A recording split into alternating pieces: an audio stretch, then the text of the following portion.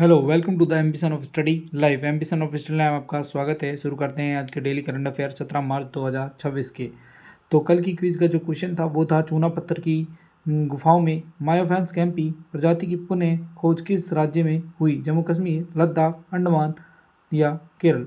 तो हाल ही में शोधकर्ताओं ने एक सदी के बाद अंडमान द्वीप समूह में चूना पत्थर की गुफाओं में मायोफेन्स कैम्पी नामक एक दुर्लभ गुफा निवासी कीट की पुनः खोज की। इस कीट का पहला वैज्ञानिक विवरण 1924 में दर्ज किया गया था और पुनः खोज वापस से की गई है अंडमान की गुफाओं में। ठीक है। क्वेश्चन नंबर 1, जोस एंटिलियो कास्टरिस्ट को हाल ही में किस देश का राष्ट्रपति नियुक्त किया गया है? बहुत इंपॉर्टेंट क्वेश्चन है। चिली, पेरू, नामीबिया या चाड। तो किस देश का? चिली देश का हाल ही में चिली के राष्ट्रपति बने जोस एंटिनियो कास्ट। कौन बने? जोस एंटिनियो कोस्ट। क्वेश्चन नंबर 2, तो आवास और शहरी मामलों के मंत्रालय द्वारा किस शहर में अमृत मित्र महोत्सव 2026 का आयोजन किया गया? नई दिल्ली, चेन्नई, लखनऊ या मुंबई। तो कहां पर किया गया? नई दिल्ली में किया गया। तो केंद्रीय आवास और शहरी राज्य कार्य मंत्रालय द्वारा नई दिल्ली के भारत मंडपम में एक अमृत मित्र महोत्सव का आयोजन किया गया, जिसमें छत्तीसगढ़ की जल योद्धाओं ने अपनी आवाज बुलंद की। राज्य की 2 महिलाओं बिलासपुर नगर निगम की श्रीमती रुक्मणी गोस्वामी और लोरमी की हेमलता खत्री ने केंद्रीय आवास व शहरी कार्य मंत्री मनोहर खट्टर की मौजूदगी में हजार अमृत मित्रों के साथ अपने कार्य अनुभवों का साझा किया। क्वेश्चन नंबर 3, राष्ट्रीय टीकाकरण दिवस हर साल किस दिन मनाया जाता है? 14 मार्च, 15 मार्च, 16 मार्च या 17 मार्च। तो कब मनाया जाता है? हर साल नेशनल वैक्सीनेशन डे हर साल 16 मार्च को मनाया जाता है। तो हाल ही में हर साल 16 मार्च को भारत में नेशनल वैक्सीनेशन डे मनाया जाता है। इसी दिन वर्ष 1995 में भारत में पोलियो के मौखिक टीके की पहली खुराक दी गई थी, जिसने देश को पोलियो मुक्त बनाने की नींव रखी। हाल ही में 15 मार्च को हमने एक दिवस मनाया जिसका नाम है विश्व उपभोक्ता अधिकार दिवस, और इसकी थीम अभी रखी गई है सुरक्षित उत्पाद, अस्वस्थ उपभोक्ता। इसके अलावा हमने अंतर्राष्ट्रीय गणितवाही दिवस मनाया 14 मार्च को गणित और आशा विषय के साथ। 14 मार्च को ही हमने नदियों के लिए अंतर्राष्ट्रीय कार्यवाही दिवस मनाया, जिसकी थीम नदियों की रक्षा करें और लोगों की सुरक्षा वगैरह रखी गई। 13 मार्च को हमने एक दिवस मनाया जिसका नाम है विश्व नींद दिवस, वर्ल्ड स्लीप डे, और इसकी थीम रखी गई है अच्छी नींद ले, बेहतर जीवन जिए। और 12 मार्च को प्रत्येक साल वर्ष मार्च के दूसरे गुरुवार को हम एक दिवस मनाते हैं जिसका नाम है विश्व किडनी दिवस, kidney health for all, caring for people, protecting the planet. इस बार इसकी थीम रखी गई। क्वेश्चन नंबर 4, अमेरिका और किस देश के बीच फ्रीडम शील्ड संयुक्त सैन्य अभ्यास किया गया? साउथ कोरिया के बाद साउथ अफ्रीका, अर्जेंटीना या मैक्सिको। तो किसके साथ अमेरिका फ्रीडम शील्ड एक्सरसाइज करता है? साउथ कोरिया के साथ। तो आपको याद रखना है, अमेरिका और दक्षिण कोरिया ने अपना वार्षिक फ्रीडम संयुक्त सैन्य अभ्यास शुरू कर दिया है। यह अभ्यास ऐसे समय में हो रहा है जब मध्य पूर्व में तनाव से संबंधित अमेरिकी सैन्य गतिविधियों को लेकर चर्चाएं चल रही है। अगर बात करें दक्षिण कोरिया, तो इसकी राजधानी क्या है? सियोल। क्या राजधानी इनकी? सियोल। और अमेरिका की राजधानी क्या है? Washington DC. क्या नाम है? Washington DC. तो राष्ट्रीय सुरक्षा को सुदृढ़ करने के लिए माहे और किस राज्य के तटों पर सागर कवच नॉक ड्रिल आयोजित की गई? केरल, पश्चिम बंगाल, कर्नाटक या असम। तो कहां पर की गई? केरल, माहे केरल और कर्नाटक में ये शुरू की गई।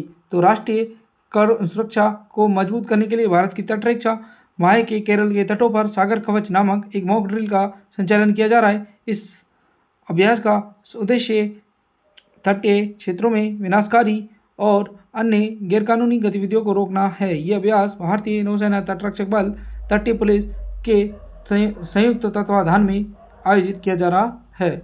नई दिल्ली में आहार मेला 2026 में भागीदारी देश किसे बनाया गया है? इटली, स्पेन, जापान या जॉर्डन। तो किसे बनाया गया है?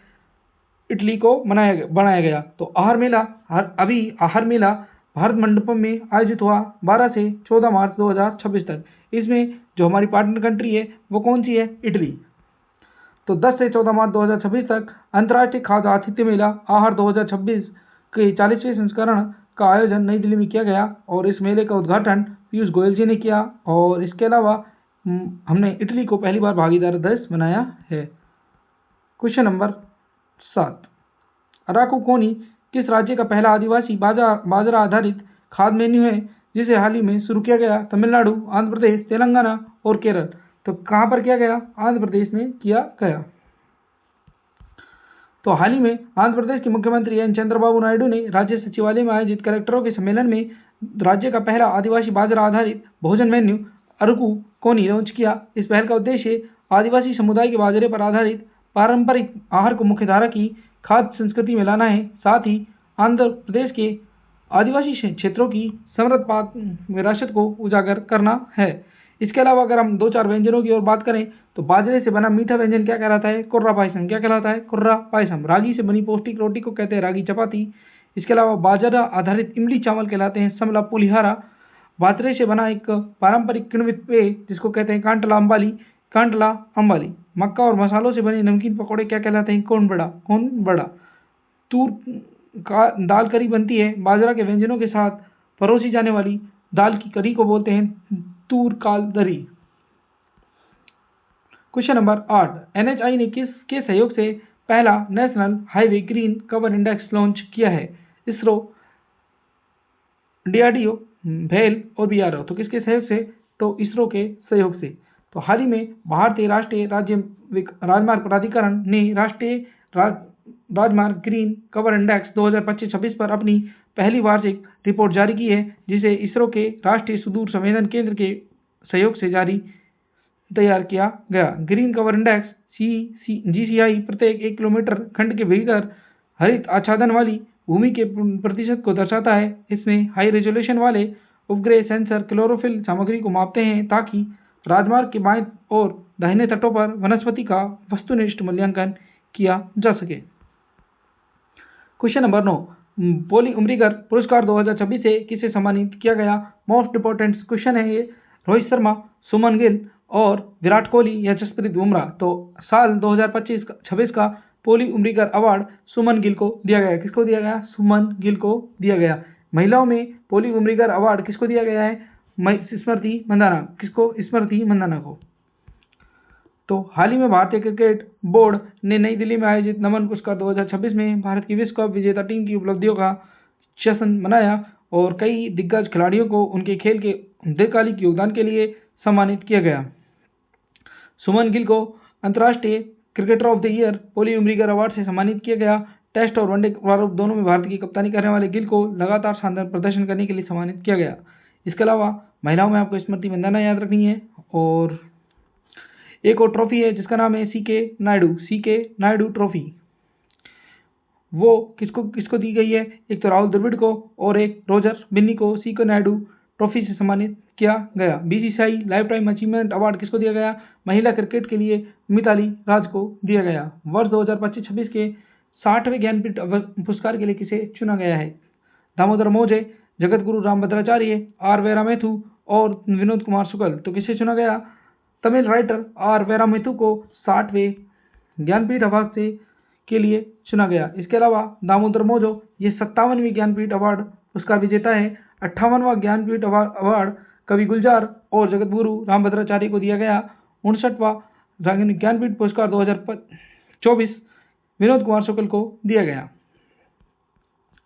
तो प्रख्यात तमिल कवि, गीतकार और लेखक R वेरामेथु को वर्ष 2025 के 60वें ज्ञानपीठ पुरस्कार के लिए चुना गया। इनकी जो कृतियां हैं वो आपको याद रखनी है।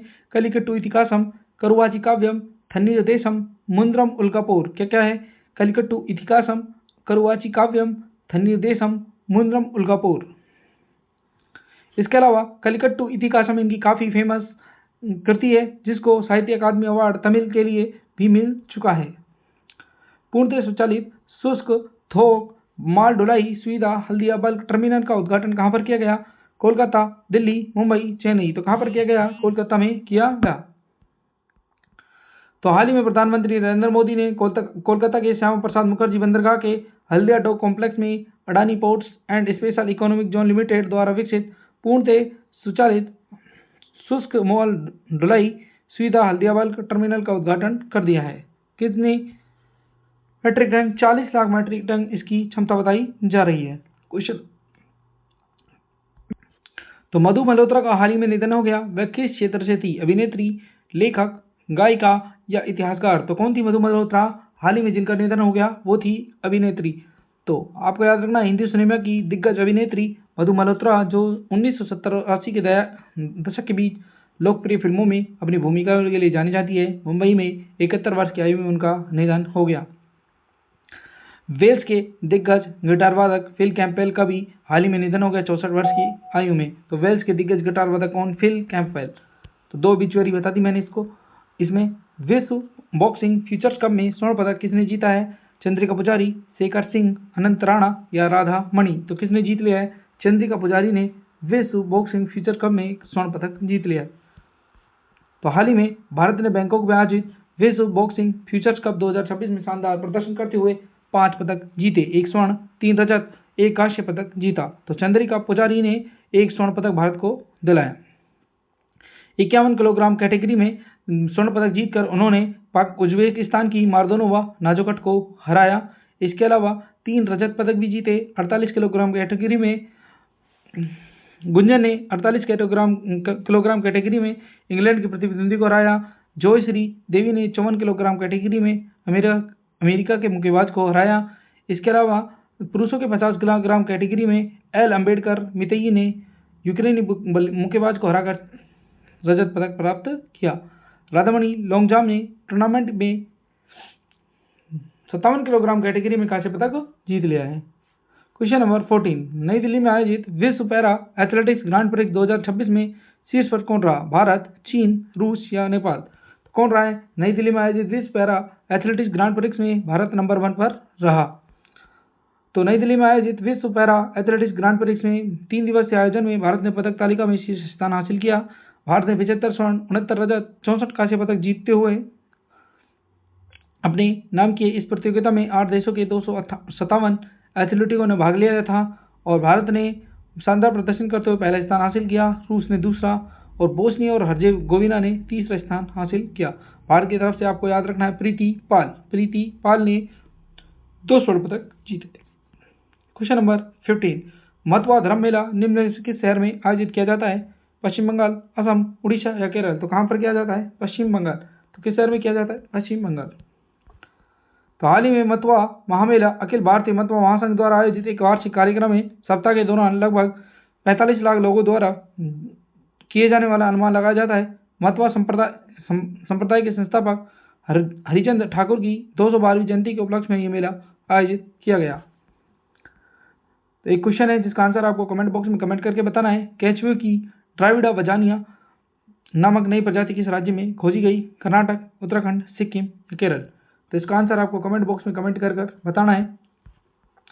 तो ये थी आज की करंट अफेयर्स। आई होप आपको अच्छी लगी होगी। चैनल को लाइक करें, सब्सक्राइब करें, शेयर करें और हमारे Telegram channel ambition of study live को ज्वाइन करें। इसके बाद मिलते हैं अपन नेक्स्ट वीडियो में। तब तक के लिए धन्यवाद।